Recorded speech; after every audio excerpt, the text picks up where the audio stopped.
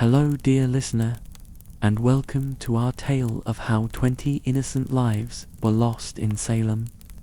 The night is kind and unhurried. It folds around you like a shawl warmed by fire, and the snow, remember the snow, falls in small and patient flakes that make even the sharpest roofline a soft, sleep-ready silhouette.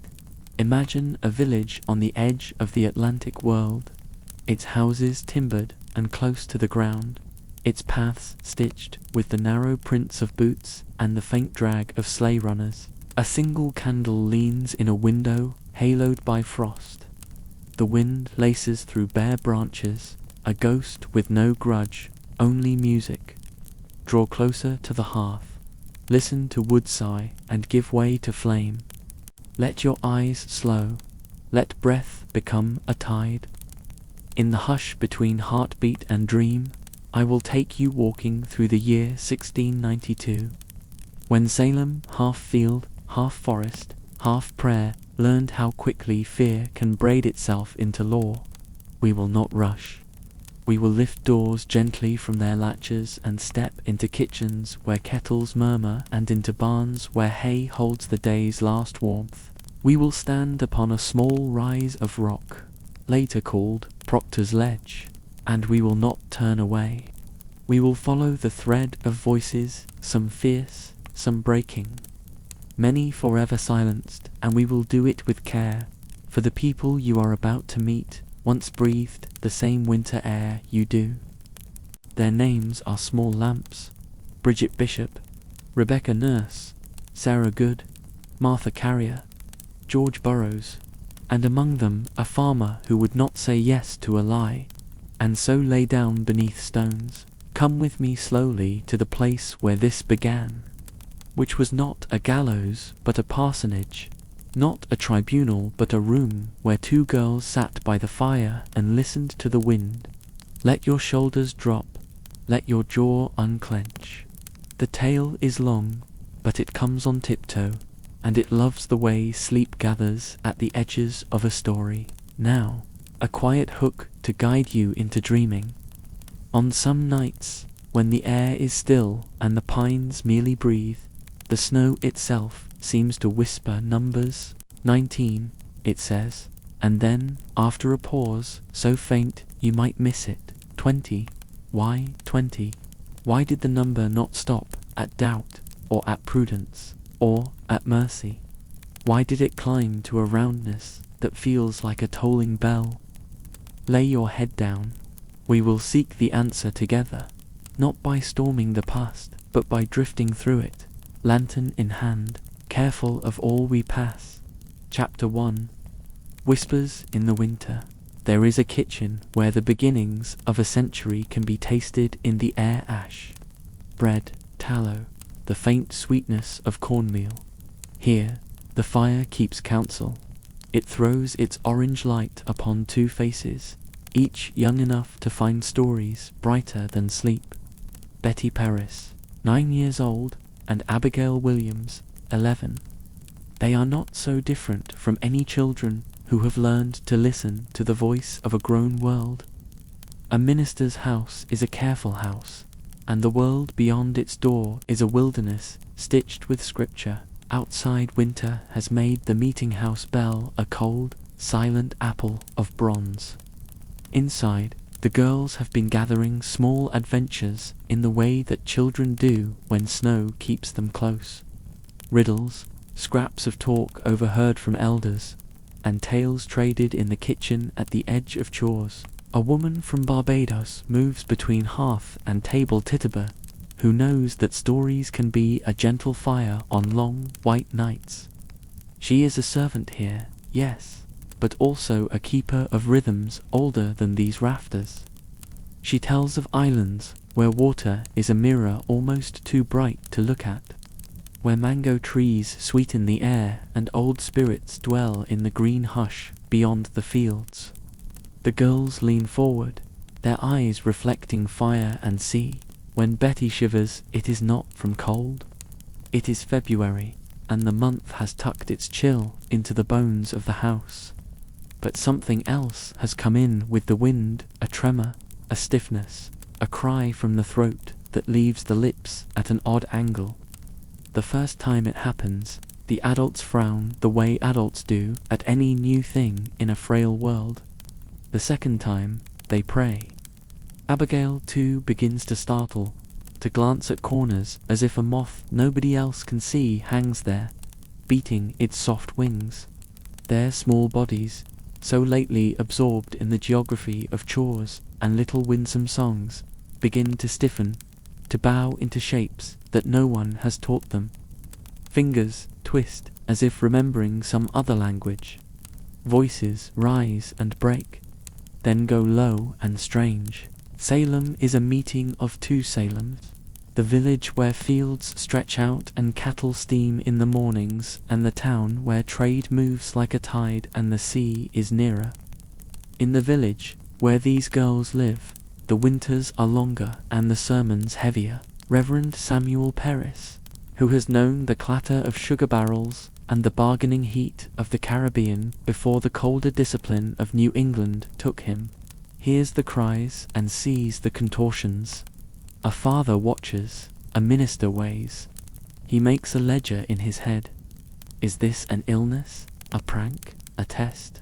Or is it something with the sulphurous grammar of the adversary? The kitchen remains warm, but the warmth is thinner now.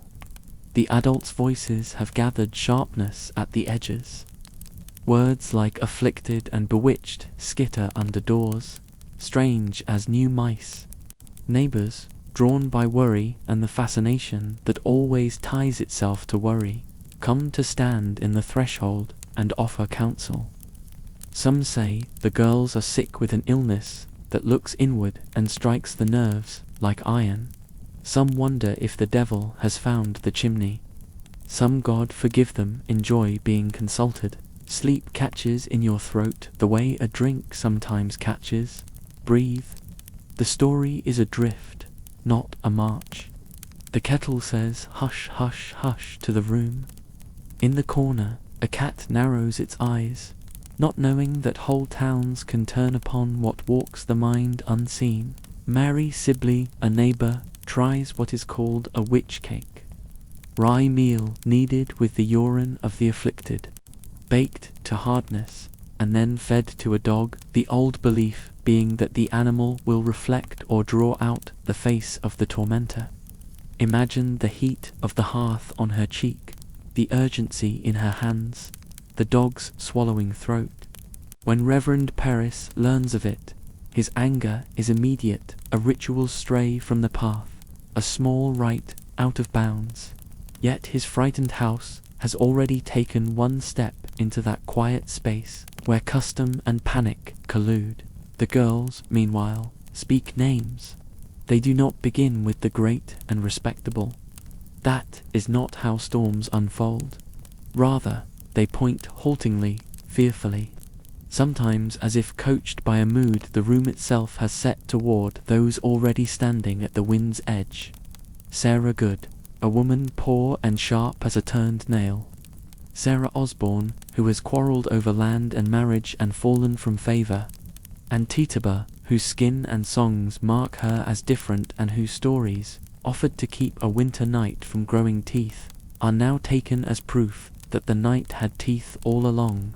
The snow keeps its patient fall, unaware that it is sugaring a village that will soon taste of smoke. A constable is sent. He walks in boots that squeak faintly with cold. He knocks at doors in the name of a community that believes itself one body, even as its nerves begin to fire against themselves. Sarah Good is collected like a splinter from a floor, handfuls of skirt, a child on her hip, the resentment of years like grit between her teeth. She has begged before. She knows what it is to withstand the glaze of a neighbour's eye that looks past her as if she were a She is accused of pinching the girls, of sending her spirit an idea the law does not quite know how to hold to sit upon them like a cat sits on a chest. Spectral evidence, they will come to call it, meaning proof, gathered in a world the hand cannot touch. How can one defend against a claw that pricks only in a dream? Sarah Osborne is taken from her sick bed. She has already been worn thin by sickness and by the ledger of debts, social and legal. They carry her name into a room tight with presents, where benches groan under the weight of witnesses and magistrates' hats make small roofs for the law. When she lifts her eyes, the rafters seem too low to hold God and man in equal measure, and tituber. Some telling make her sly, others make her trembling. Many details are lost in a fog of voices that knew where power sat and how to point in ways that pleased it. What we do know is this: under question and pressure and the artful shaping of words by men who wish to hear particular answers, tituba confessis. But her confession is not a narrow door. It is a gate, and when it opens, it reveals a landscape the village can travel quickly. She speaks of a tall man in dark clothes, of birds that carry messages, of books signed like ledgers of the soul. She offers, in the heat of that room, a world that matches the worst fears of those listening and the relief in their faces. That terrible relief of at last meeting an enemy made visible becomes its own kind of fuel. Lay your hand upon your heart and feel how steadily it has learned to beat. The girls cry out again at the sight of the accused. Whether seized by convulsion or by cue, they become instruments the room cannot ignore. The magistrates Hawthorne, Corwin lean forward with quills ready to turn breathe into record. Neighbors, who, until yesterday, traded eggs and advice at the fence rails, shift their weight nervously and rehearse the grammar of testimony. I saw, I felt, I heard. The snow, as ever, falls without opinion. Now, look past the press of bodies to a single face, Rebecca Nurse, not yet accused, but a name already bright as a hearth coal in the low talk of the village. She is old and gentle, the sort of woman who bears her piety like a shawl, quietly and without fuss. Her neighbors love her. Some will insist they do. And yet, in the logic of storms, even oaks split. Soon, though not this night, her name will be said in the same breath as mischief, and the room will tilt to accommodate the suggestion. For now, she prays. In March, examinations begin a theatre of belief held in meeting houses where the air smells of wood, wet wool, and the slightly metallic scent of ink. The accused stand, the afflicted tremble, and the magistrates stitch a fabric from voices.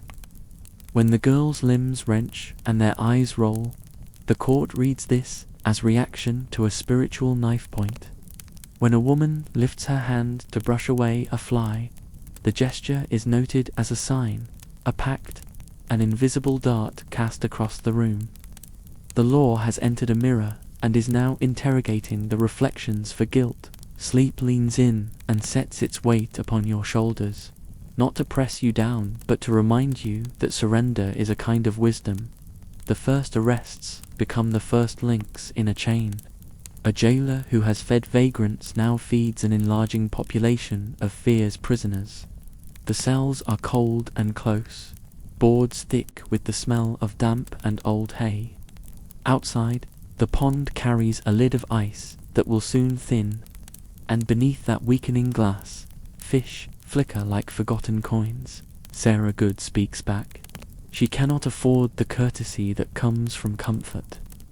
Accused of consorting with a black dog, she swears poverty instead, and poverty can be a curse, like any other. One that makes your voice hard because every soft thing has been taxed from it. She has a little child, Dorcas, too small to fold such a grave word as bewitched around her, but the word is folded around her anyway, and she too will feel a cell's pinched breath. Tituba, having confessed, continues to weave a cloth for the court, each thread bright with dread. She is both believed and despised. The paradox is a mirror of the time. The magistrates, plucking at her testimony like men tasting unfamiliar fruit, choose the bites that confirm a flavor they already expected. Outside, the meeting house steps take on the polish that comes from many feet and from snow melted by boots, then refrozen by the night. And what of the men whose collars starched this story into form? They are, most of them, not monsters. They are husbands and fathers who whisper to sleeping children and pull quilts up beneath chins. They are readers of scripture, lovers of right order, wary as deer of the dark. Imagine them by candle, lips moving silently over the books they trust more than their own dreams. It is very possible to be tender at home and hard in public, to mistake your fear for faith and to dress it in law. This too is part of the web, and if you understand it, the wind that has been raging through your mind will soften a degree. By April, the jailer's keys are heavier. The list of names has grown. Bridget Bishop will appear soon, and with her the trial form that will carry the year like a cart carries stones. A new court will be called the Court of Oyer and Terminer, to hear and determine and spectral evidence that Shador will be weighed as if it were iron.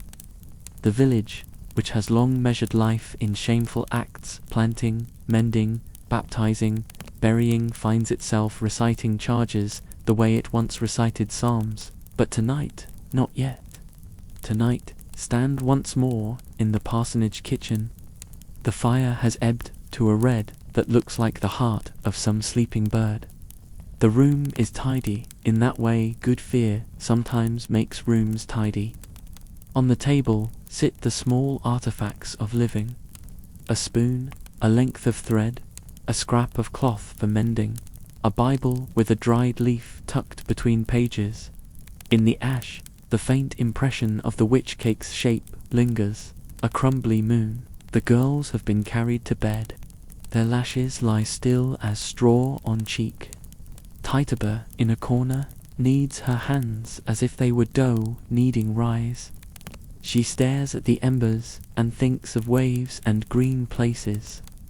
Reverend Paris has his head bowed over the book, as if listening for a hoofbeat within the words. A mouse scurries, unnoted. The winter night pauses at every window, looking in with a mild curiosity that only winter can afford. And the snow-patient usher keeps on with its quiet work of naming everything white, as if purity could be layered and layered until suspicion starved for lack of contrast. Do you hear that small, insistent counting again, braided into the wind? Not the numbers yet, but the rhythm that will one day carry them. A drumbeat under a prayer, a footstep under a verdict, a breath held under a noose. It is far off still, like a storm that lives for the moment only in weather's imagination. But the air knows, and the town, though it does not know that it knows, has already taken an inhalation. It will not finish for many months. Rest here. Let your eyes close for a moment within the story, not to escape it, but to see it more kindly. Remember that even in a year so strangely lit, morning came. Bread was cut, milk steamed in tin pails. Children laughed at the same small jokes. Fear seldom takes the whole sky. There are always stars. And yet, among those stars, others fell. When you are ready, we will walk on. The path leads from parsonage to meeting house, from examinations to trials, from the first narrow rope to the shadow of Proctor's ledge. We will move as the river moves under ice, slow, sure, gathering what it must.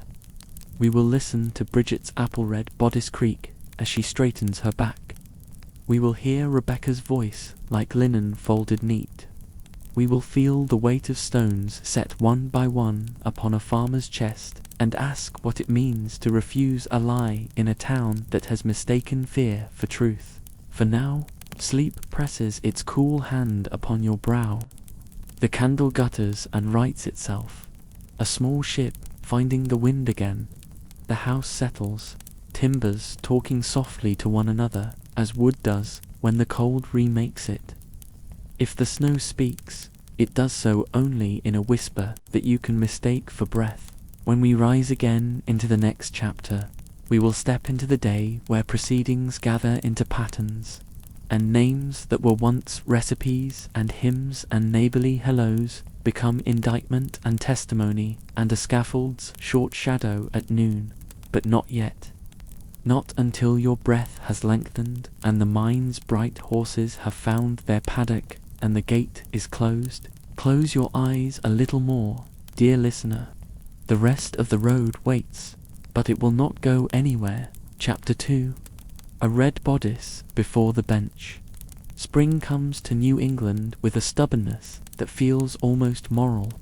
Snow withdraws by inches, the pond loosens its stiff jaw, and the woodpile stacked like a promise through the long months at last shows bottom. The village exhales in chores. Fence rails are shouldered into place. Seed is measured in a palm, and children trace rivers in the mud with sticks. And yet, in Salem village, a colder season has decided to stay on. It sits in pews and stands in doorways. It leans against lintels and rides along in pockets like a folded letter. It has learned the names of the afflicted and the accused. It has learned the way a room changes when someone says, quietly, "She is the one." Word of the trouble has climbed the road between village and town and crossed the threshold of officials whose ink and seals braid fear into law. A special court will be summoned for this new weather, a court of Oyer and Terminer, to hear and to determine, and with it, men whose collars hold their chins at a grave angle. They will insist upon order as a mariner insists upon rope. Not because rope is gentle, but because it keeps a ship from tearing itself to boards in a storm. In their hands, spectral evidence will take on the weight of iron. Dreams will be weighed beside deeds, and a room's shudder will be tallied like coin before the court. However, there are examinations, and before the examinations, there are whispers given the dignity of paper. Constables carry their writs as if they were small shields, and every knock on a door feels like the hooves of an invisible horse. On a particular morning, when the frost throws back its last glitter from fence posts, they come for Bridget Bishop. You may picture her as a flame would picture itself, if it wore a bodice, a red one, apple bright, not because she is wicked, but because she is herself, and because being one in a strict place is a colour that draws the eye. Bridget keeps her own counsel and her own manner. She has laughed out loud, and the echo of laughter is a thing some men do not forgive easily. She has been married and widowed and married again. She has dealt in drink and in temper and, if rumour is a mirror, has grown used to her face within it. In a village that salts itself against excess, she is a pinch of sweetness, and sweetness, in the wrong season, can be taken for rot. They bring her to the meeting house, which serves today as a stage where the law tries on masks. The room smells of damp timber and of breath held too long. The afflicted are already here, their hands folded and unfolding, their eyes turned inward as if watching weather on walls only they can see. Magistrates sit at a table with papers, ship stacked. A clerk dips his quill and waits. Bridget stands in her red. It is not a defiance colour, is not always a banner, but there is a straightness in her. Shoulders that belongs to someone who has learned to carry the weight of other people's opinion without bending. Her mouth is firm, and when she speaks, her voice is the pitch of a woman lining up the truth in her mind like apples on a shelf. She says she is not a witch. She says the devil has no mark upon her. She says she wishes good to her neighbours, not harm. Her words are simple as bread, and then the girls begin. They twist as if a wind had got into them. They cry out as if a thin blade were being drawn under their skin. When Bridget lifts a hand to smooth her sleeve, they writhe. When she looks upon them, they shrink as if from an invisible blow. The room believes what it can see, what else can a room do? And so the ancient, pitiful theatre proceeds. Spectral evidence, what a phrase, as polite and chilly as a winter glove, makes itself at home upon the magistrate's table. Men rise to tell stories that feel useful to a frightened village. Pins found in odd places, a hen dying in an odd way, a quarrel at a fence that left a cow dry, a child sick, a loaf refusing to rise. In calmer years, these would be what they truly are, the small errors of earth and body, of yeast and weather. But fear, once fed, eats pattern first. It threads the ordinary until the cloth shines with faces and fists where there are none. One man mentions Poppet's little figures stuffed and pricked. Another swears his sleep has been ridden like a horse's back. The bench listens, the quill scribes, the fire whispers, and Bridget stands within her red, a fixed point inside the room's turning. Outside, the day is handsome in a plain way. Crows jump and walk like small black magistrates arguing over a kernel. The river has found its voice again, running and telling itself what it sees. Somewhere not far away, a woman takes a pie from an oven and does not know that, as it cools, a neighbor's life tips toward heat of a different sort. The world keeps being the world. This is one of the soft cruelties of history. Your hour of greatest weight falls while a child somewhere is laughing with a dog. The examinations give way, in time, to trials. A new court sits beneath the neat geometry of beams. There is a seriousness here that is not unkind. Its hands are simply colder than kindness. Chief among its keepers is a man whose eyes are the exact color of old paper. He has made a covenant with certainty, and certainty pays him in a currency that seems, from a distance, like peace. A sheriff considers the rope he keeps coiled with care. An executioner considers the weather because the weather always has something to say about the day's work. When Bridget's trial begins, the afflicted respond as if a lone violin had been struck in their bones. Their throats shape pleas only the bench can satisfy. Witnesses speak again of small, sharp things. They hold up suspicion like a lantern. Bridget answers, and her answers are unembroidered. She is not clever, she is not artful, she is simply steady. In another life, such steadiness would be called virtue. Today, it is registered as stubbornness, and stubbornness, in a court made of frightened timber, is mistaken for guilt. I will not hurry you toward the hill. Rest an instant on this narrow bench with those who have come merely to see. Their faces are harvoured with scripture, their hands reddened with labour. Some are frightened, some are oddly relieved, as if a toothache they could not name has finally revealed itself to be a tooth. A small boy, whose mother has kept him from the room until now, peers between elbows and wonders why the women who bake his Sunday bread have so many people looking at them. The verdict arrives, as such things do, like a rain that has long been gathering in a bright sky. Guilty. The word does not shout. It is too practiced for that. It falls with the calm of a stone given to a pocket. Bridget's shoulders do not sag. Her breath comes and goes. She is led away, and in the leading away there is a kind of terrible tidiness, as if a house has decided to sweep itself. Gallows do not belong to any one place the way a church belongs to its green. They are itinerant carpenters of the state's will, rising and falling where they are told, turning pine and hammer into a stairway no one wishes to climb. The spot chosen lies near rocky outcrop, a ledge with a view of houses too small to offer help.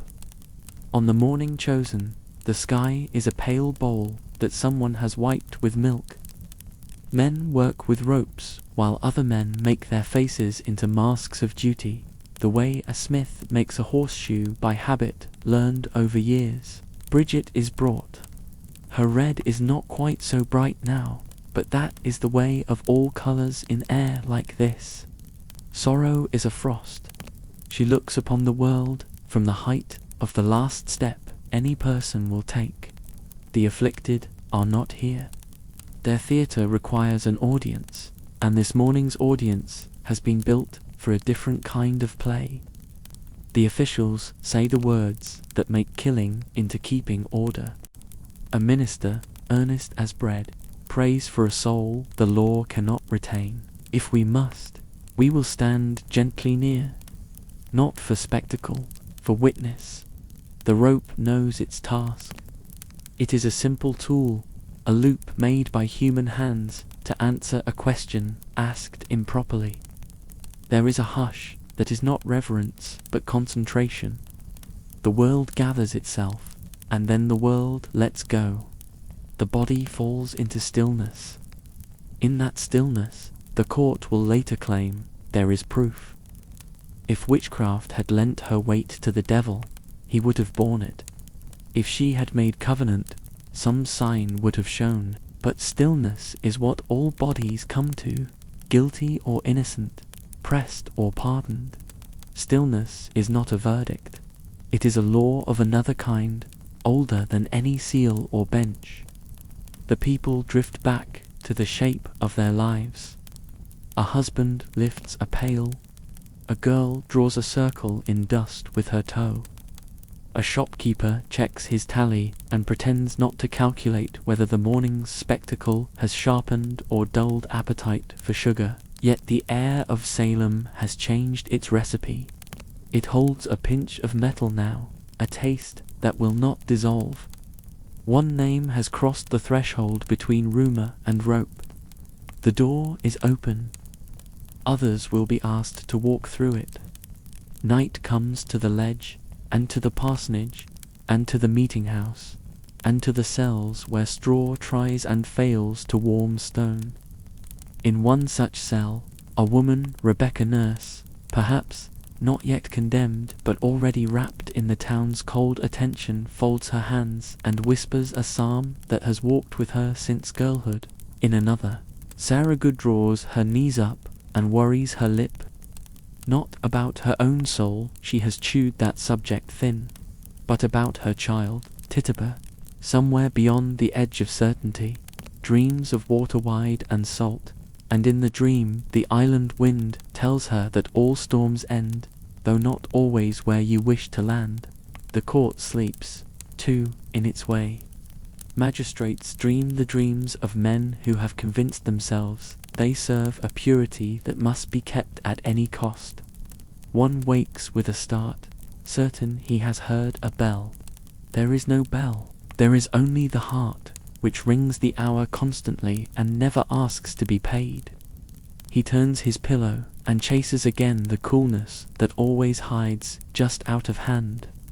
In kitchens, the talk grows careful. Wives warn husbands to hold their tongues about this neighbour or that. Husbands warn wives the same. Children learn a new game in the lane, and though it looks like tag, it is not. One child points, another falls, and the rest pretend to shudder. They do not know they are practicing a kind of grammar the town has come to speak. When morning mends the edges of roofs and fetches the puddles back from the dark, the fields remember they are fields. Hands go dutifully to their tools. The ocean does not know any of this. It keeps doing the enormous, generous work of breathing for the world. But inland, in this stitched-together place of pine and prayer, a tally has begun, and the numbers live behind every prayer like a shadow behind a candle.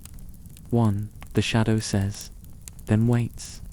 It is the waiting that is hardest to bear. By and by, more names will be sewn to warrants the way buttons are sewn to frocks. Martha Carrier, Susanna Martin, Elizabeth Howe, Sarah Wilds, Rebecca Nurse. Some will be beloved, which will trouble the town more than it admits.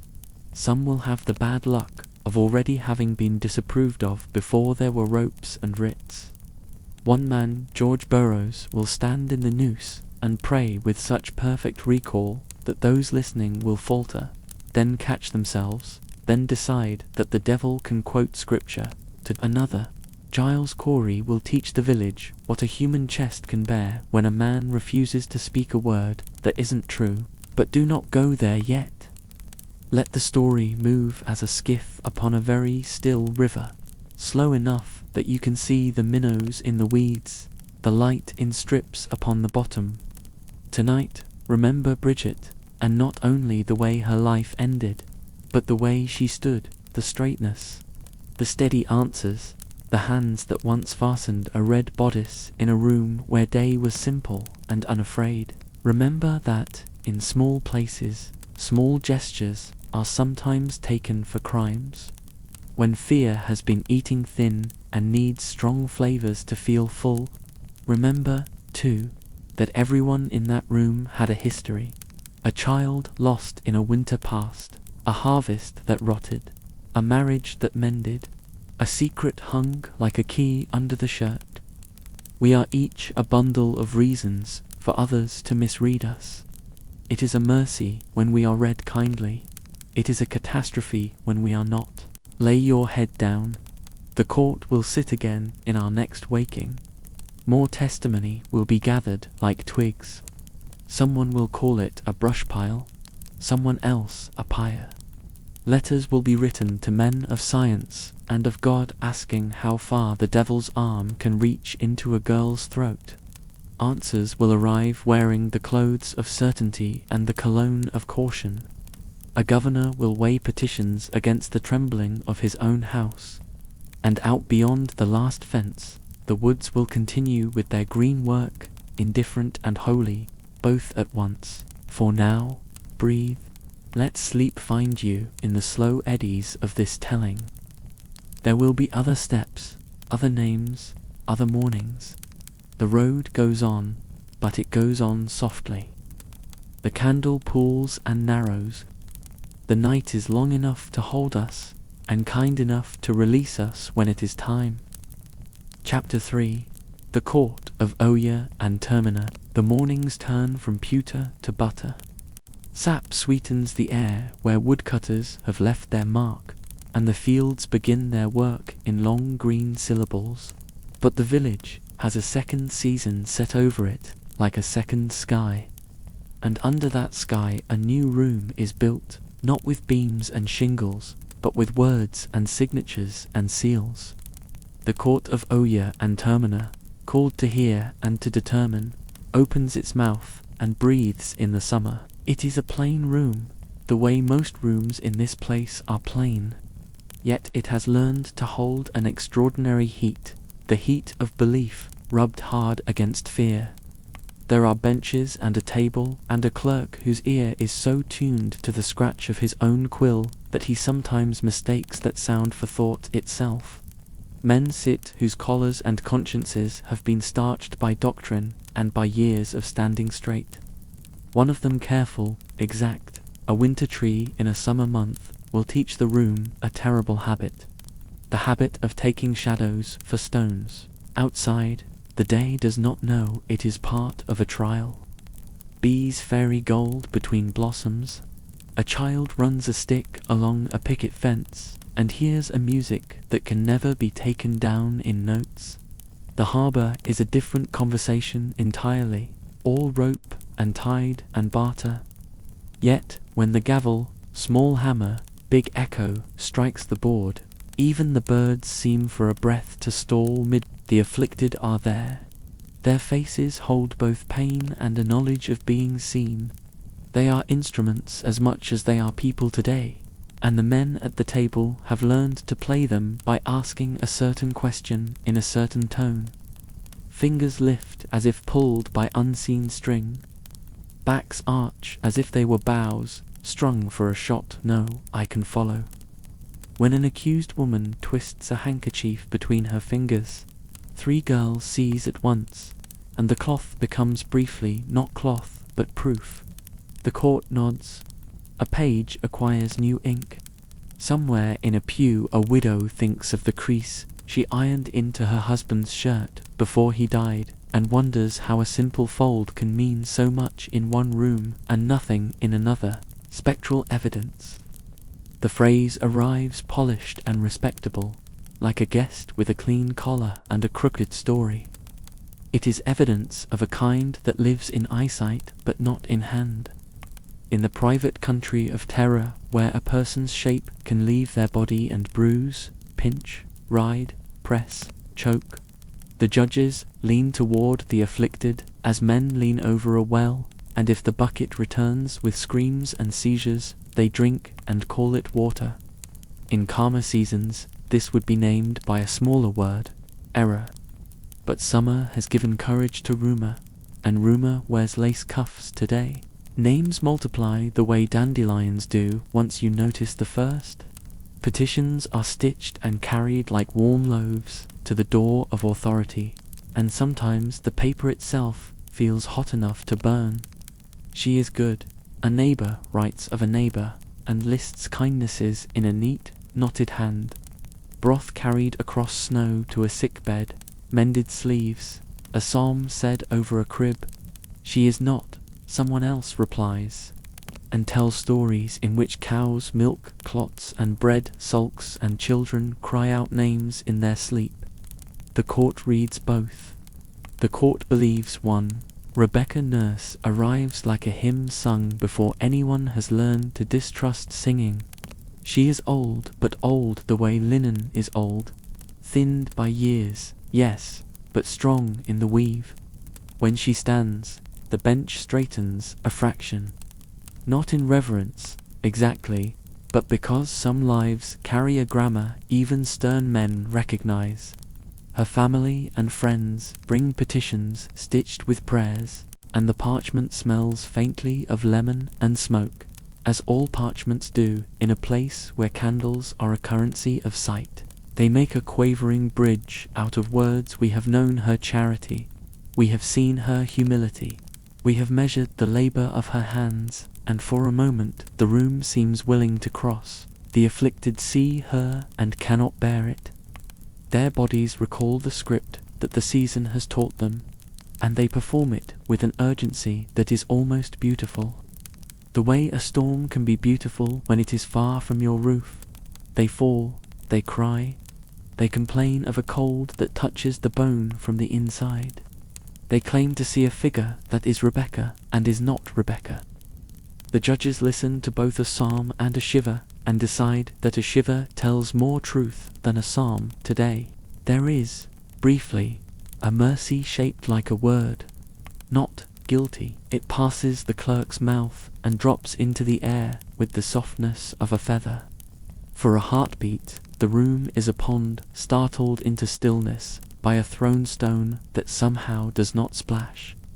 But then the afflicted convulse as if that feather had turned into a hook. The judges frown.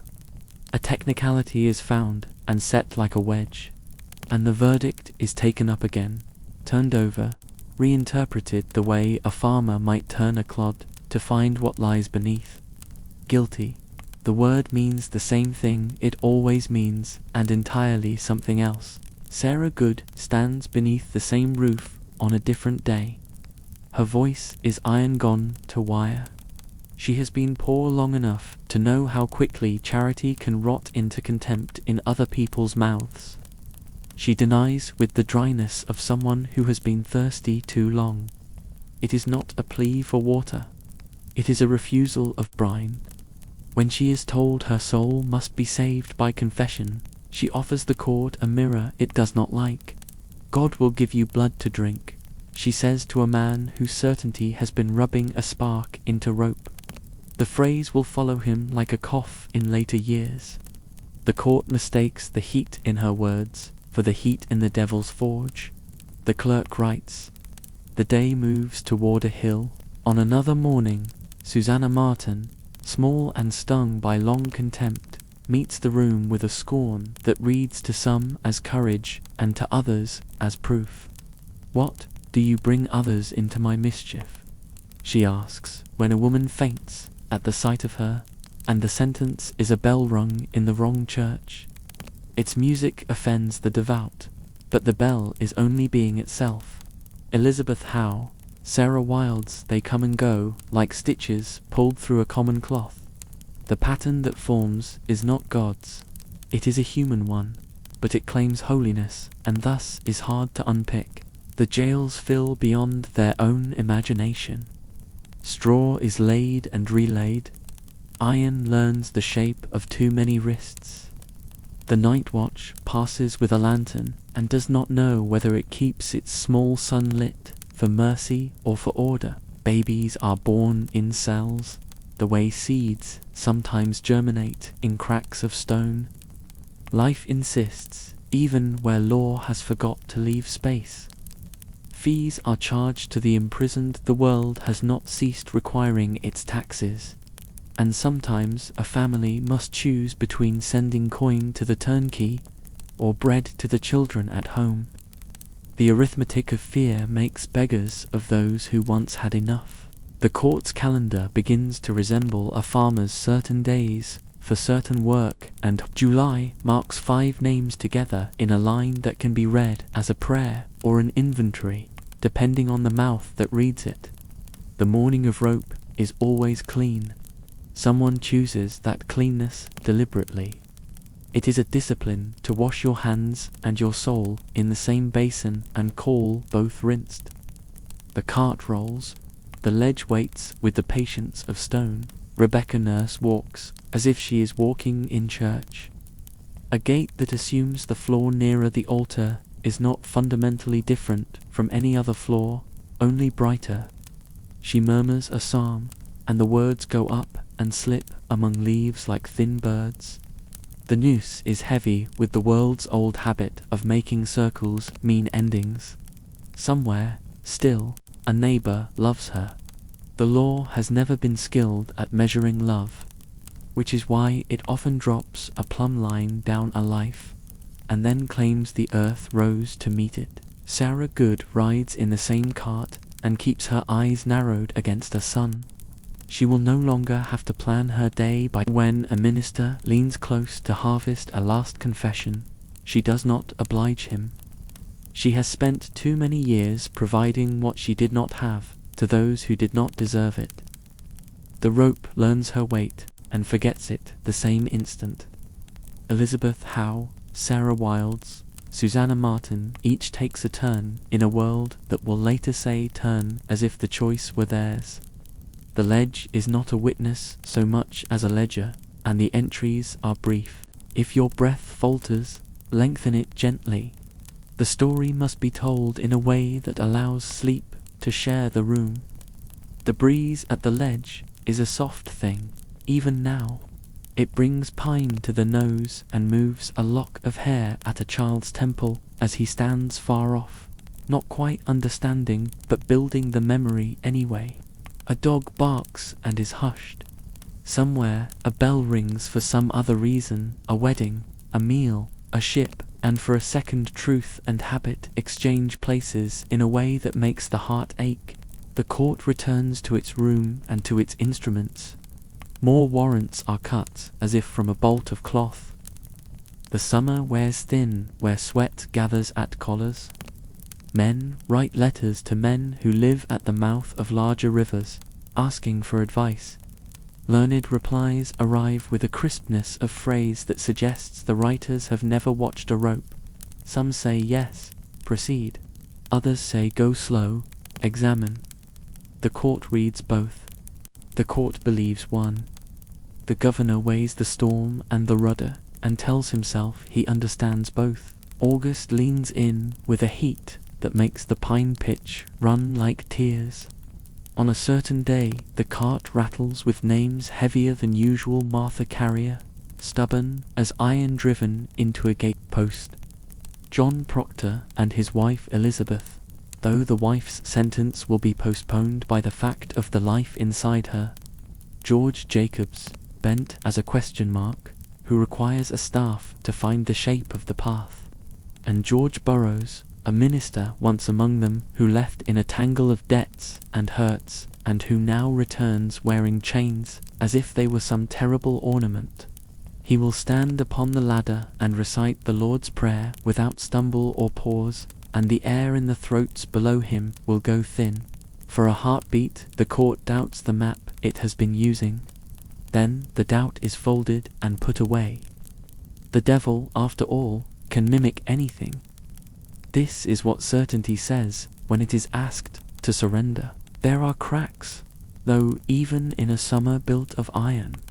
A merchant's wife who had believed now wonders. A farmer who signed one petition now signs another. A magistrate's sleep shortens by a finger's width. A minister writes a treatise suggesting that perhaps the invisible should not be used to sentence the visible. Spectral evidence, those smooth words, begins to lose a little of its polish.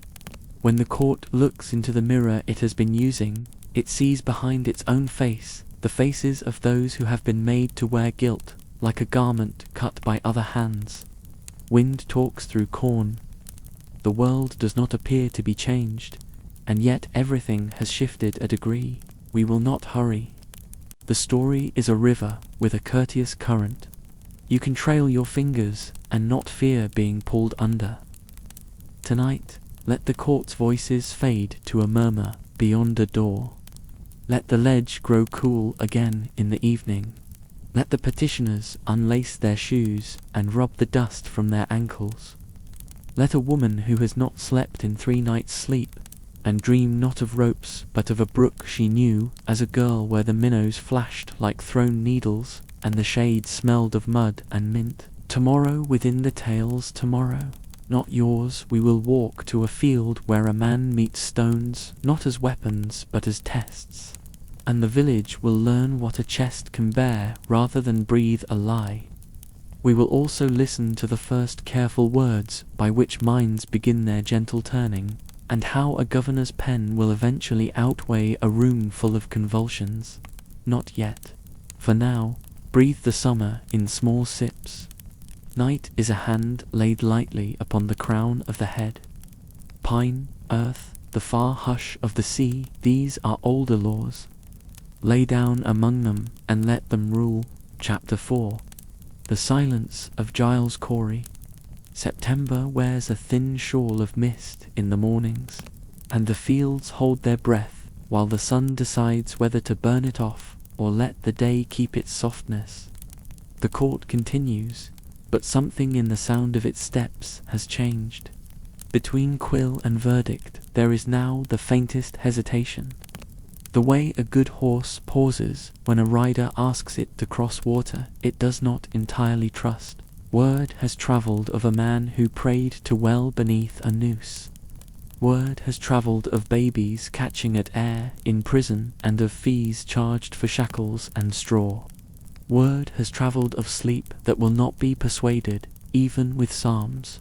Yet the cart still rolls, and the rope still sleeps easy on a sheriff's arm. And the ledge still remembers where feet have stood, in a patch of grass not far from the jail. A different labour gathers itself. It is not a scaffold's work. It asks for no stairs, no beam, no not studied over years. It asks for a man to lie down, and for stones to learn his chest one weight at a time. The law has words for this, words borrowed from a tongue across the ocean, pene forte, et dua, a phrase that sounds like iron catching candlelight. The village has a shorter word, pressing.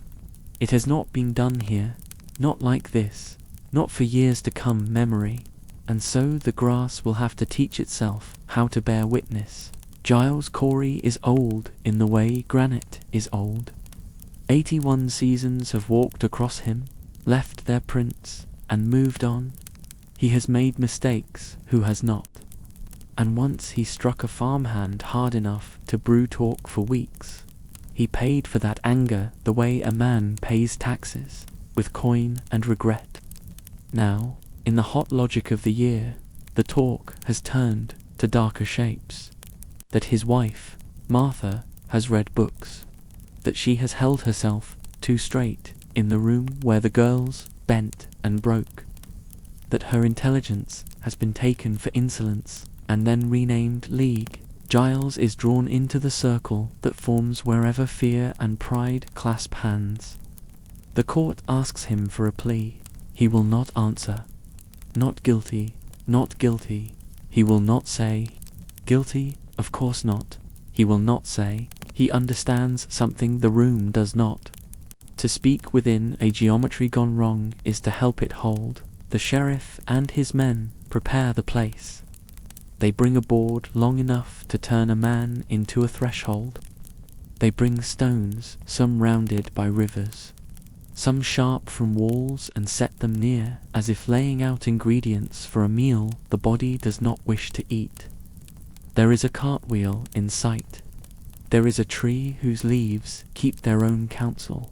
There is a woman watching from a distance, with her mouth covered by her apron, because sometimes the only prayer you can find is the one that keeps your teeth from showing. There are magistrates, tidy and grave, who have dressed this morning as they would for church. Righteousness likes its cuffs clean. They ask again, will you plead? Giles looks not at the men, but up into the way the sky makes absence look gentle. He says the words the town will remember longer than any sermon. More weight. He says them calmly, like a man adjusting a blanket against a chill he has known for many years. It is not defiance, not the theatrical kind, but a stubborn tenderness toward truth. He will not give the court the opening that would allow it to walk through his door and steal his land from his children by law's easy arithmetic. He will lie down and let stones speak. The board takes his back, and the earth takes the rest of him. The first stone is not heavy. It is the size of a loaf, and placed almost kindly, the way a mother might put a book in a sleeping child's hands to save its place. Giles endures, and the men, who have budgets of mercy and habit both, nod that this is going as such things go. A clerk stands by. There is always a clerk, and watches with the dispassion that comes when a man has trained himself to love ink more than breath. Another stone, heavier. Giles closes his eyes. Not because the sky is hard to look at, but because the body knows how to keep its own counsel when the room has failed it. Will you plead? Again the question. It is asked like a saw moves, back and forth, careful of the line. He lets the blade sing and does not change the wood. More weight. The men fetch a stone that two together must carry, swinging between them in a simple harness of rope. It has lain in a wall for 50 winters, keeping cattle from wandering into corn. Now, with a grunt and a calculation of where ribs grow from cartilage, like little white wings, they set it. Breath is suddenly a narrow stair he must climb with a bucket in each hand. Still, he does not answer the court, which has already told him what answer it wants. A neighbor, one who has traded fence rails with Giles and argued about a boundary and shared a jug on a harvest night, asks if a drop of cider might be given. The sheriff says no. Mercy in the mouth will loosen the tongue, and tongues are dangerous when men are busy making a shape of silence. The sun chooses to withdraw into a small white coin behind a thin cloud. The day cools a degree. A bird, not understanding the hour, scolds a cat that does not exist. Giles opens his mouth once to let the world through, and then closes it, as if closing a gate behind the last sheep in the evening. There is a story some will tell later that when the sheriff leaned close and promised an end if Giles would only say the needed words, Giles let his enormous, patient humor flare just once.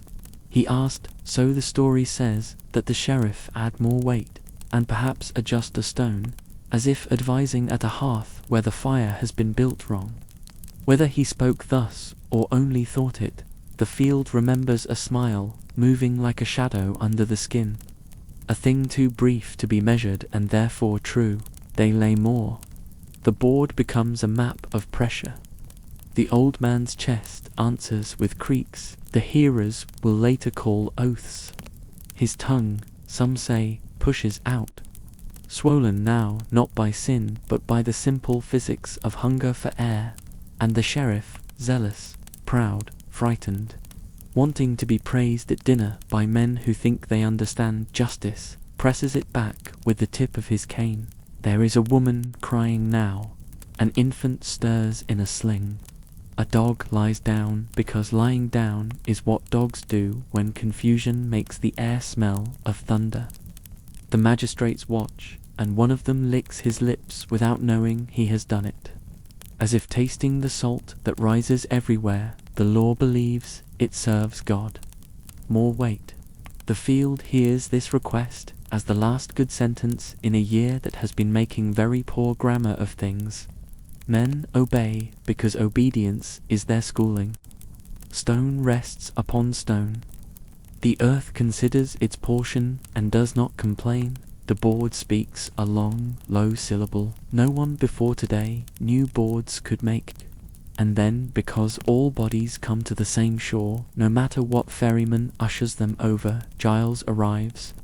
It is quiet, the way the last flake of a storm is quiet as it loses its name and becomes simply winter. There is no confession for the court to fold into its ledger. There is no last sentence it can use as proof that it has asked well.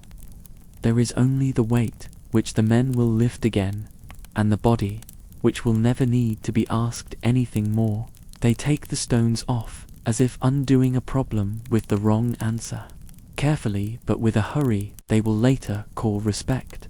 The board shows dents, the kind a table gets from too many bowls pounded into dough. The grass will spring back by dusk, unscarred, to an eye that has not learned yet how to keep track of invisible things. The sheriff tells himself that this was necessary, that it preserves the shape of the law the way a mother preserves the shape of a loaf with a good pan. He will repeat this to his friends. He will eat salted meat. He will sleep. He will dream later of breath, standing upright in the room like a man who has come in from rain. And he will wake angry, because he cannot make the dream sit down. Martha Corey, Giles's wife, waits in a cell that has learned her footsteps. The sound is small, and yet it makes a pattern on the ears of those who pass that cannot be unlearned. She had kept her mind in court like a clear glass in a room of smoke. She had doubted the afflicted, and so had been fitted with their doubt in return. Now September lays its last harvest on the cart and names the day for her and for others. Mary Easty, whose petition had asked the court to look not only at her case, but at its own hands. Alice Parker, Wilmot Red, Margaret Scott, Ann Puditer, Mary Parker, Samuel Wardwell. The cart goes with its tidy wheels. The ledge keeps its place. The rope does its simple work. Some of them pray, some of them do not. Some of them look back at the town and try to memorize a chimney, a fence, a particular elm, the way a traveller fixes the river bend in mind before a long road. It is not that the court does not hear these prayers. It hears too much. The air above the hill has been made a ledger, and every breath is written down, and men argue later whose handwriting it was. One minister, the younger Mather, will write to hold the line. Another, older and heavier with the wisdom that misery gives, will write to loosen it, insisting that it is better 10 guilty should go free than that 1 innocent be condemned. Both believe they serve a God of order. Both are right and wrong in ways the year will lay bare. At home, because there is always a home somewhere. In every story, a woman pours water from a pitcher into a bowl and watches the surface settle. She sees her own face come together in that small, quiet lake and wonders whether she would be believed if she said that the devil had punched her in the night. She wonders whether, if the milk soured, she would blame a neighbor or the weather. She wonders whether she has ever mistaken her fear for God's voice. The bowl says nothing, but the water grows clear, and in that small clarity she rests her hands on the table and breathes. The doubts, that have been walking softly now put on boots. A juryman who signed a verdict finds, in the night, that a hand he cannot see is moving his pen through other names, the names of his daughters, and he rises, shaking, and begs the governor to undo what has been done. A merchant whose wife fainted because the room demanded fainting now finds that her breath has gone tight in ordinary air. A magistrate reads a letter from a man of learning who warns the court that the invisible world is a poor witness for the visible, and he feels his jaw unclench without his permission. The governor's own house is touched by accusation, and because all politics are families at supper, he looks suddenly not at the law's face, but at its shoes, and he does not like the mud he finds there. On a Sunday, one of those Sabbaths when the world seems briefly fit to its own frame, the congregation sings a psalm that wanders upward like its flock and then settles back upon their shoulders like shawls shared between friends. In the sound, a rumor moves. The court will be adjourned. The court will be replaced. The court will be taught new manners and a smaller appetite. No one quite believes it, as people seldom believe mercy until it is already upon them. But even a rumor of mercy changes the posture of the back. Men walk home with their hands a little looser. Women step around puddles as if the puddles were not judgments but simply water. Still, the number you heard in the wind that first night insists upon its roundness. 19 have been hanged.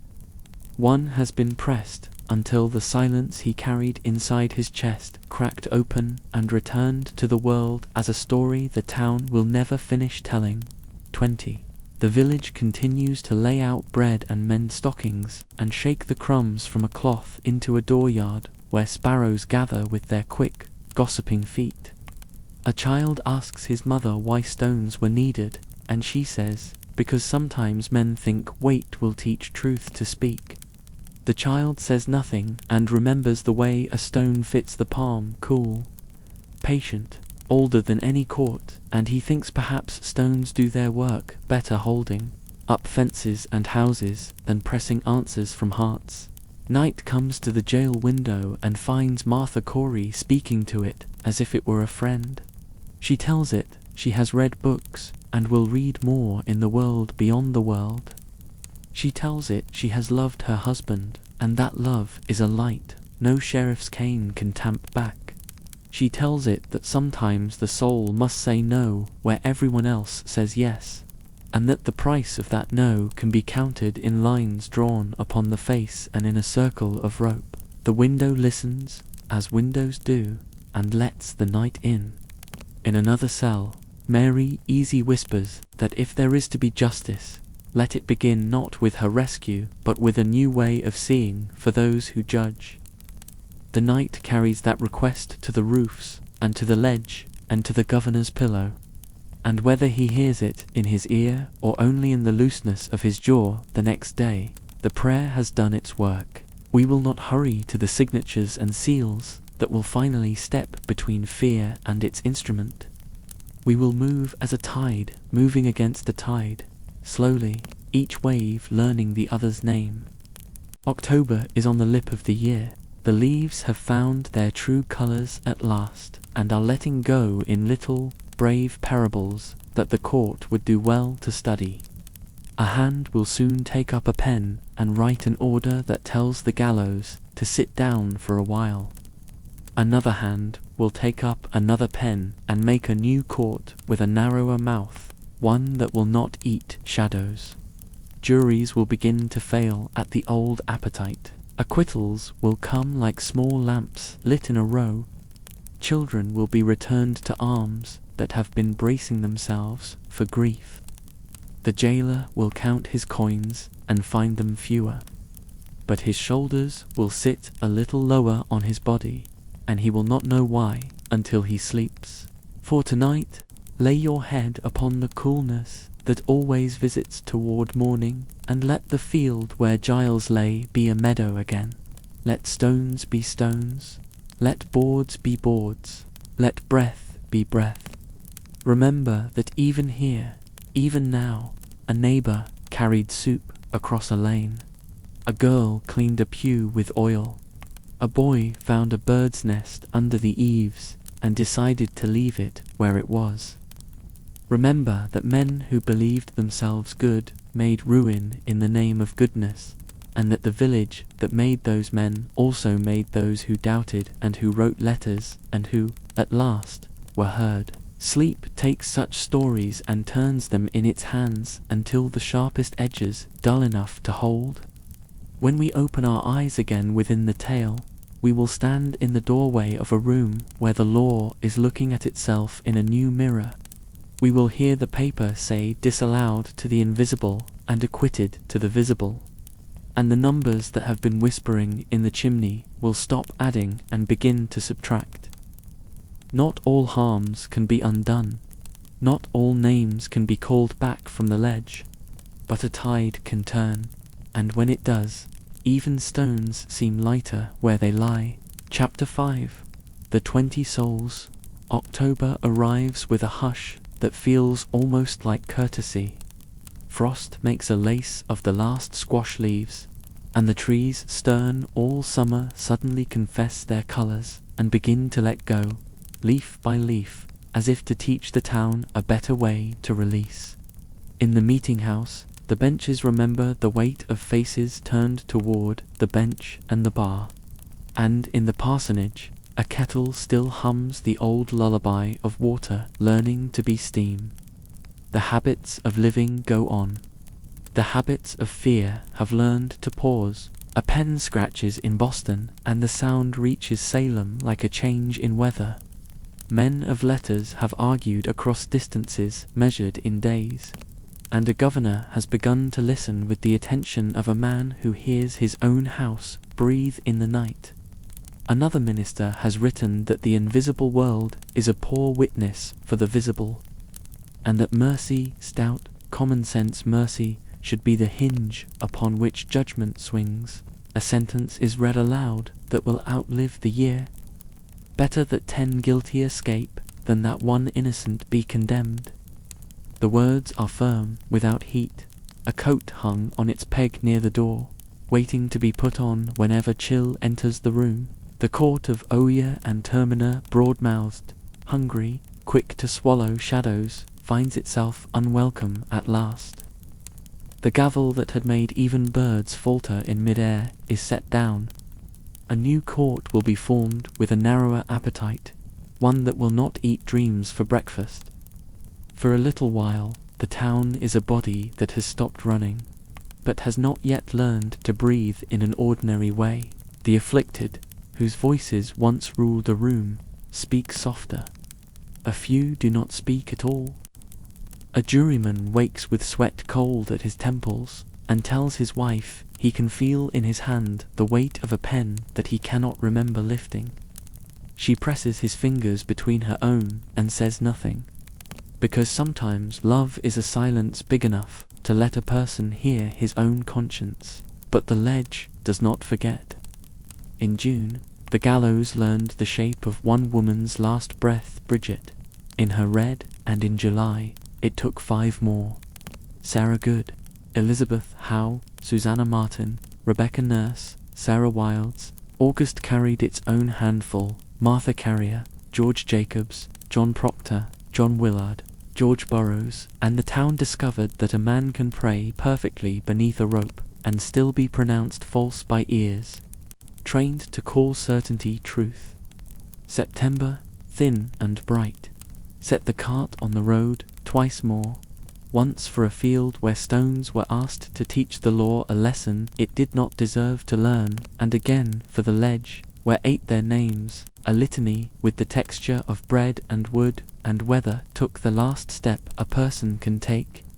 Martha Corey, Mary Easty, Alice Parker, Mary Parker, Ann Puditer, Wilmot Walker, and Puditer, Wilmot Red, Margaret Scott, Samuel Wardwell, 19, Ward the Ward, Lyth Mao, Lyout, Nyrod, Nawad, Nawa 1, War,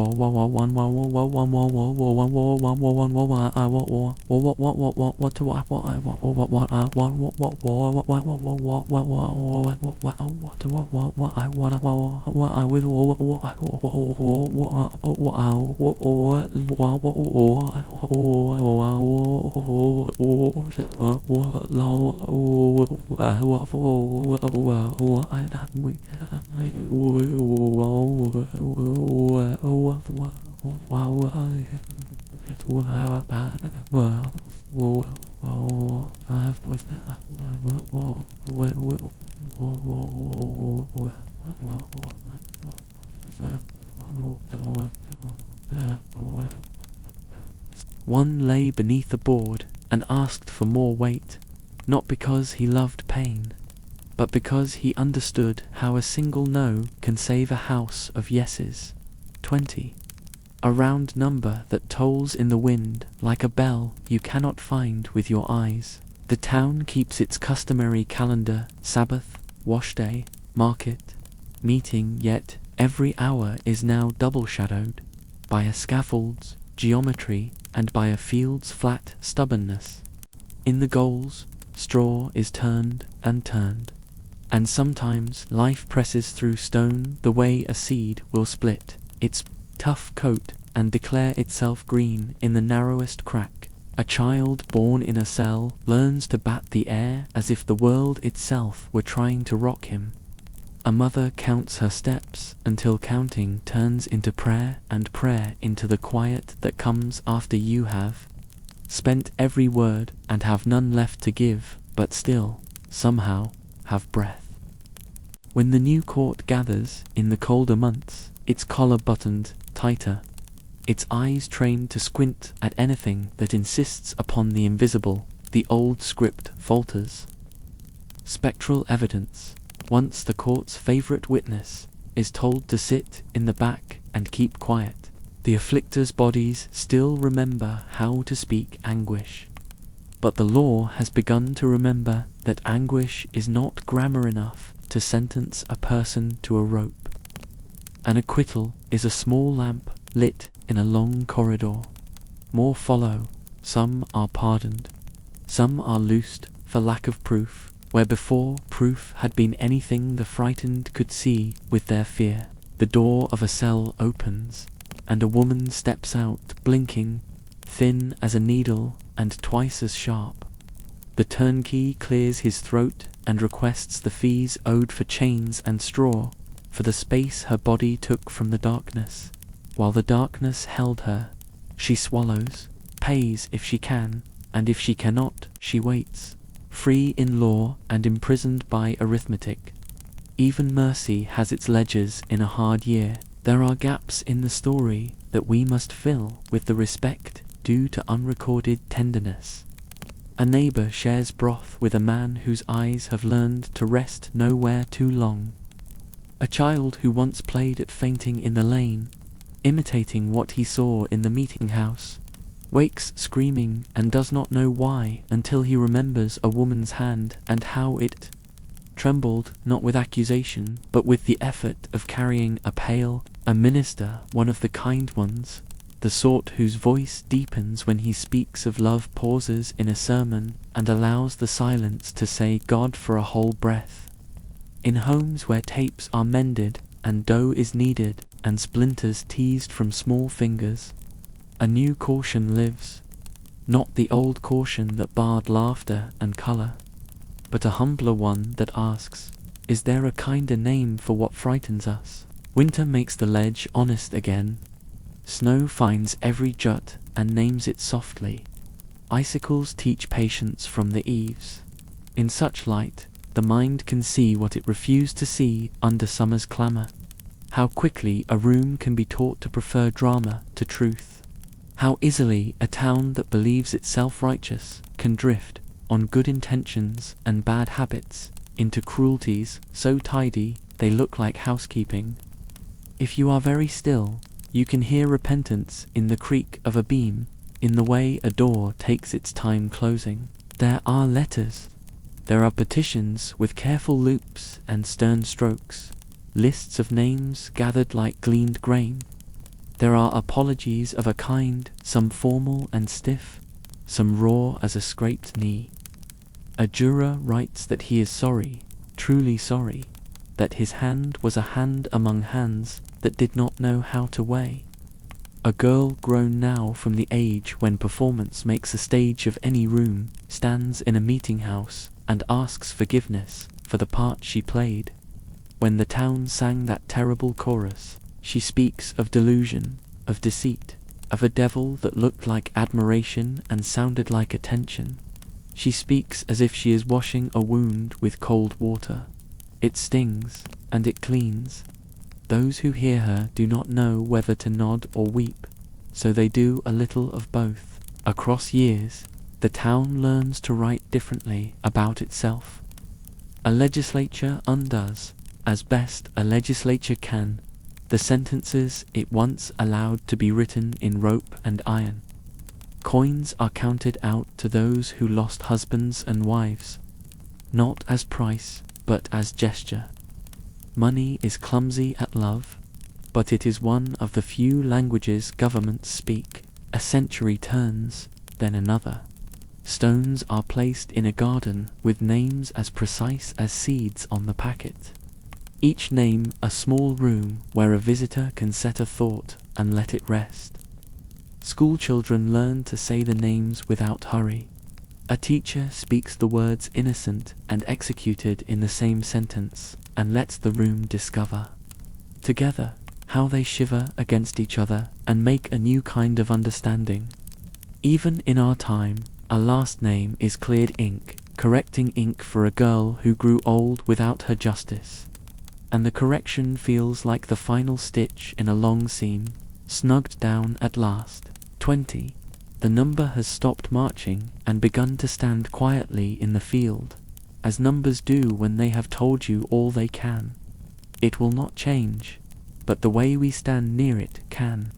If you hold it loosely in the palm, you can feel the warmth left by each life. Bridget's laughter, Rebecca's folded linen steadiness, Sarah Good's iron thread of voice, Elizabeth Howe's careful hands, Susanna Martin's dry wit, Sarah Wilds's fortitude, Martha Carrier's spirit like a gatepost driven deep, George Jacobs's bent patience, John Proctor's plain-spoken conscience, John Willard's hard-won honesty, George Burroughs's river of prayer, Martha Corey's clear mind, Mary Eastie's brave petition, Alice Parker's quiet endurance, Mary Parker's unadorned courage, Anne Pudita's tough fibre, Wilmot Redd's salt sharpness, Margaret Scott's weathered endurance, Samuel Wardwell's tinkerer's intelligence, and the old farmer, Giles, who turned his chest into a page on which the word no could be written large enough for a whole town to read. Each life is its own page. Together they make a book that a nation keeps on the shelf. It labels conscience. Walk once more with me to the ledge, not as witness now, but as gardener. The stones are warm from the day. The evening carries pine and a faint salt from the far water. Touch the rough face of granite and imagine the 20 names breathing through it like cool springs behind rock. Set a sprig of wintergreen or a small blossom if the season allows. Do not say much. The hill has heard enough speeches to last many winters. If you need words, borrow the simple kind. Forgive us, remember them, make us kinder. The sun slides its last thin gold across the grass, and the shadows of the fence posts grow long and are forgiven for being fences. And now, dear listener, let us go back down into the village where lamps are being lit against the early dark. The houses sit like patient animals along the lanes. Smoke rises straight when the wind is gentle and disappears when it meets the night. In one kitchen, a woman shows a child how to cut an apple into 8 neat boats. In another, a man sands the handle of a tool with a tenderness you would think reserved for faces. A cat patrols the sill with all the authority the law never earned this year. A Bible lies open on a table, but the hand upon it is a hand learning to measure love before doctrine, kindness before fear. Sleep is a teacher, and tonight it sets its gentle slate on the lap and waits for the mind to release its last small grip on the day. Before it closes the book, the town learns one more lesson, simple enough to be taught in a whisper. We are all more breakable than we guess, and more repairable than we fear. We are all capable of mistaking thunder for command and wind for whisper. We are all, every one of us, carriers of light that, when guarded by humility, can find its way through any storm. So rest. Rest with the knowledge that the number has been counted and will not grow, that the court was unmade and remade, that the invisible was put back in its proper room, that the visible was taken by the hand and asked to speak plainly again. Rest with the names like beads between the fingers of the heart. Rest with the certainty that morning will come, and with it bread and work, and the ordinary mercies that, if not taken for granted, can keep a village from ever again mistaking fear for faith. Close your eyes.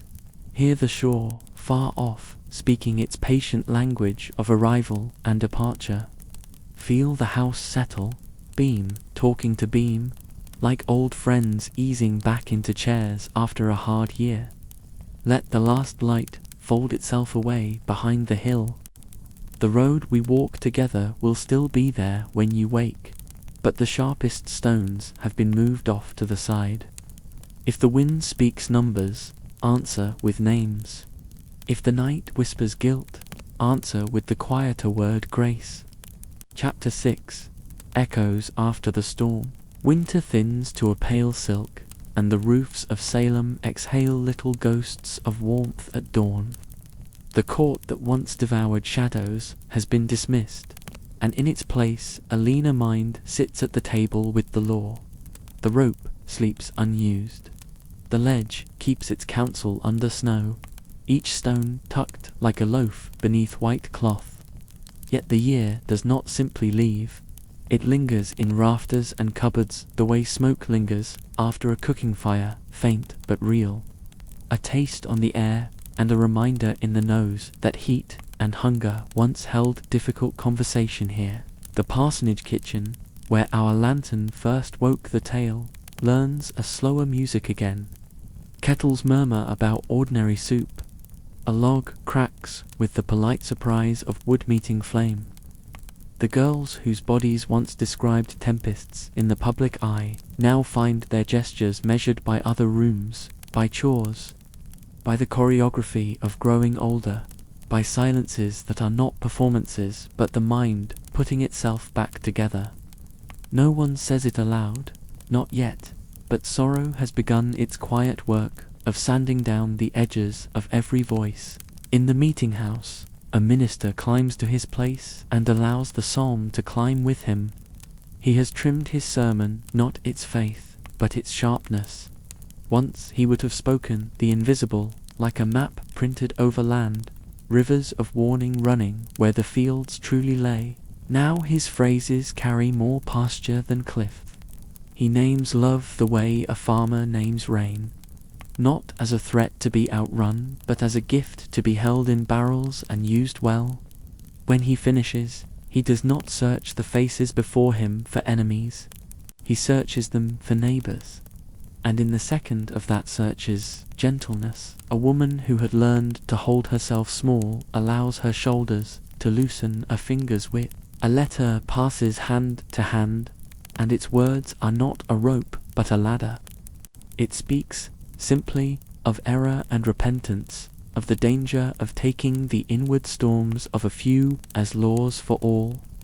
A day of fasting is proclaimed, not the fasting of severity turned upon the weak, but the fasting that lays down the burden of the tongue and lets silence be balm. In kitchens, broth is left for later and prayer for sooner. Mothers teach children how to sit with their hands open upon their knees, fingers uncooked, palms ready to receive a softer instruction than the years. Men who had learned the quick movements of accusation practice a slower art, asking a second question, and then a third, and then letting answers rest. There are apologies. They are not perfect. Apologies seldom are, because the tongue is a tool built for bread and song more than for undoing harm. One juryman, who helped weigh breath against the ladder, stands in the meeting house and says that his pen felt guided by fear when it should have been guided by doubt. A judge heavy now where he was once quick writes that he erred, and asks that God bruise pride out of him like frost bruises an apple left too long on the tree. A girl, older by a handful of winters and a harvest of shame, stands in a pew and says that she was caught in a current she mistook for righteousness, and that when the attention of the room warmed her, she mistook that warmth for truth. Her voice wobbles.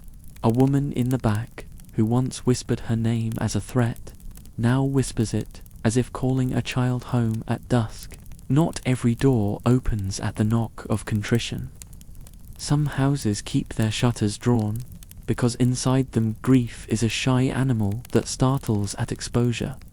A widow whose husband prayed beneath a noose lays out his shirt on the bed each market day, smoothing the sleeves as if pressing time back into its proper course. A mother ties a small ribbon around the wrist of a child she bore in straw and iron, and calls the ribbon by a quiet name that only she and God will ever know.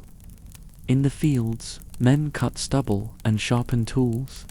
A certain iron ring hanging from a peg in a sheriff's house grows dusty. He does not touch it. A dream, a ladder at dawn, a breath that will not settle returns to him some nights, and he eats salt the next day, as if a mineral could pack the cracks of the soul. The forest remains the forest. Pines sing their single long note in wind. Birches write their pale script in winter light. Deer look up from their careful meals and do not reckon men's ledgers. A brook, which passed beneath all this carrying secrets as lightly as leaves, keeps on with the same song it sang when the first fence was put up and the first psalm learned. Nature is not indifferent. It is faithful to its own old vows, to cycle, to mend, to throw a soft hand over knife-sharp memory until the hand warms and the blade is just a shape beneath it. In the jails, doors open their hinges, surprised by relief, and women step into air that has forgotten the catalogue of their names. Some walk home along roads that greet them like old quilts, patch by patch, turning and returning. Some find that their homes have been sold, their debts tallied with a bookkeeper's tight mouth. Mercy here is not arithmetic, and so cannot be paid in coin. Neighbours are the mathematics that works. A half-loaf passed over a fence post, a warm place by a hearth, a set of hands that buckles a strap on a borrowed chest the morning you try to start again. There are men of learning who write. They write on paper and on their own hearts. One insists that the invisible is a poor witness against flesh and blood. Another, after defending the old proceedings as a hard but necessary labour, closes his book and hears, in the dead quiet that follows the pages, a voice more human than any he quoted, a woman singing in a yard to soothe the child on her hip. He does not print that sound in any treatise. He keeps it because some corrections are meant not for the town, but for the single soul. The parsonage changes, too. A minister once strong in the pulpit finds he cannot preach in the same tone without hearing ropes creak behind his words. He steps down, and the congregation does not cheer his going nor curse it. They walk home, some with lighter feet, some with heavier hearts, and all with a vaguer sense of what authority is for. Another minister comes. He is younger, not in age only, but in posture. When he speaks, he leaves room around his sentences for the Spirit to sit, space enough for the small mercy of doubt. We walk together, softly, past the ledge under snow. A child trudges there with a bundle of sticks, and does not know that his steps cover other steps. The town will keep measuring long after boots are ash. He pauses to adjust his mitten with his teeth, laughing at the silly struggle of it, and in that small sound the hill is rebaptized in the common waters of living. When spring wakes, there will be a path worn by feet who come with flowers, and a path worn by feet who come with silence. Both are prayers. Both are accepted. In certain kitchens, people do the old arithmetic of grief counting backward. If only we had stopped at the first name. If only at the second. If only when the man prayed. If only when the farmer asked for more weight, we had understood what kind of weight he meant. But grief also learns a newer math. Forward-looking sums, how many kindnesses do we owe to equal one harm? The answer is always more, and so the townsfolk do not quit the tally. A loaf for a widow, mending for a child, a fence mended after a winter gale. The practical tasks of forgiveness, put on like an apron and worn until the cloth holds your scent. Time, that slow, tireless archivist, begins to press petals between the pages of the story petals labeled with dates. A judge rises in a public place, the day marked by a cold light like tin, and confesses his part with a humility that bends him in the middle. A day of prayer and fasting is kept as a sackcloth for the soul. A law is written that reverses, so far as a law can reverse what rope did, the stains of the year. Money is voted to those who loved the dead, not because money can buy back breath, but because it can buy back bread, and bread sustains the living who remember. The parchment crackles as it's rolled. The wax takes a seal, the seal cools. The act of undoing is never as loud as the act of doing, but it is steadier. It does not need trumpets. It needs hands to carry it home. The girls who once swept the air with their afflictions become women with rooms of their own to sweep. One sits of an evening and mends a child's apron. She pricks her finger and watches a small red well gather, then stop. She thinks of a year when every small pain was made into a map for the law. She folds the apron, kisses the crown of a head that smells of sleep, and teaches the child a little sentence the town will need forever. Ask again before you believe the worst. Ask again before you speak a name into a storm. Ask again before you put fear into a uniform and call it holy. And what of the names we carried up the hill? They do not vanish. They sit with us like familiar elders at winter supper, not always speaking, never quite silent. Bridget's laugh catches the light in a plate.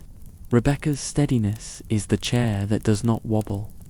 Sarah Good's iron thread tightens what would fray. Elizabeth Howe's careful hands replace one missing button on a cuff. Susanna Martin's dry wit saves the room from too much solemnity. Sarah Wilds's fortitude checks the door. Martha Carrier's gatepost spirit keeps the fence. George Jacobs's bent patience makes the tinder neat. John Proctor's plain conscience asks the blessing without flourishes. John Willard's honesty stores another stick for morning. George Burroughs's current of prayer runs beneath speech. Martha Corey's clear mind sets the kettle where it will not scorch.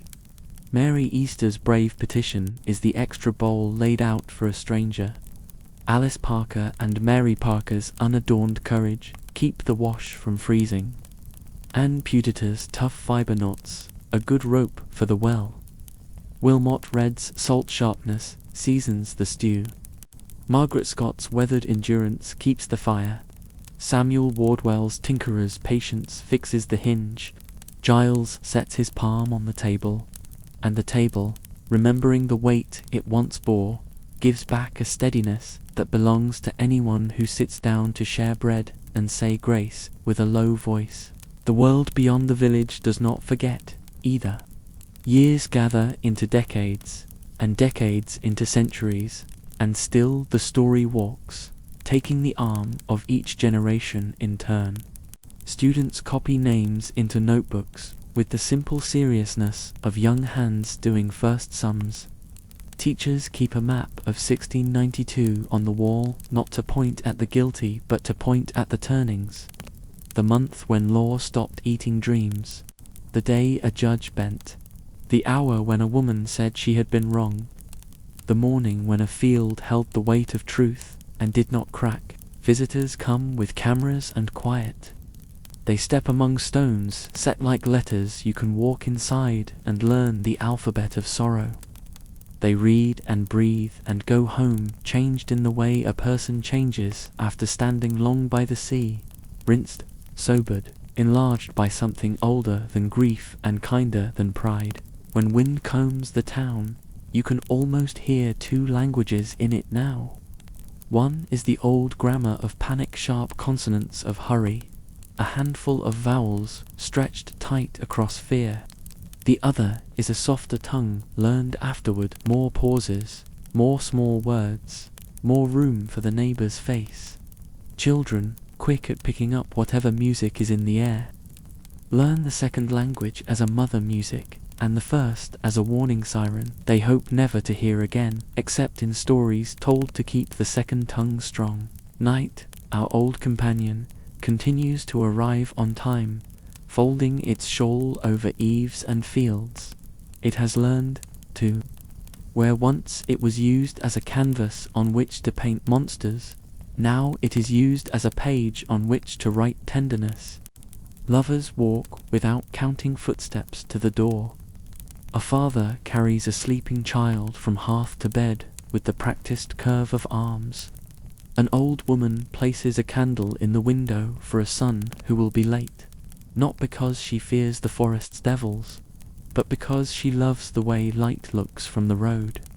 The night accepts all this, a patient librarian of human habit. If you stand very still at the ledge in the hush between day and dark, you may hear a number as we heard it first 20, but it does not toll now like a judgment bell. It purls like water working past stones. You can almost count the names on your fingers, and still find that you have fingers left for the living. This is not forgetting, it is carrying rightly. To carry rightly is to hold the past where it warms the palm without letting it fill the fist. Our lantern dims, not for lack of oil, but because stories, like nights, know when to draw their skirts in and sit soft. We have walked from kitchen to meeting house, from bench to bar, from rope to ledge, from stones to the paper that tried, after, to unwritten what stone and rope made plain. We have listened for breaths that quickened and slowed. We have felt the law look at itself in a new mirror. We have watched hands learn new work, mending, feeding, naming without accusing, asking without demanding, loving without performing. All this is the work a town must do when it wakes from a fever wash. Rest, soup, quiet, then the long rebuilding made of fences repaired and children taught to ask again. It is time to sleep, dear listener. Let the names settle like snow in your mind, individual, lovely, unlost. Let the ledge be a hill again and the court a room where people now wed and sing and vote and mend. Let the brook have the last word for this night, the same word it has always spoken in every season. Continue, continue in kindness. Continue in humble thought. Continue in the sort of courage that refuses both spectacle and cruelty and chooses, instead, the plain miracles, bread, forgiveness, a door left unlatched for a friend coming late through the dark, and so the night falls quiet, carrying their whispers into silence. If you enjoyed this tale, don't forget to like, share, and subscribe, so you never miss another whisper in the night. Until we meet again, good night.